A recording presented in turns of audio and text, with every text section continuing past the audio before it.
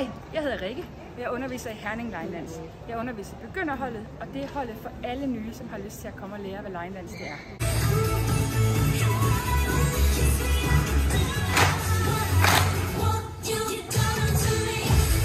Dans hver onsdag i Snejbjerg på Snejbjerg skole fra kl. 18 til kl. 19. Så har du lyst til at prøve at se, hvad line dance er, og prøve at komme og danse til god musik, godt humør og dejligt fællesskab, så mød endelig op.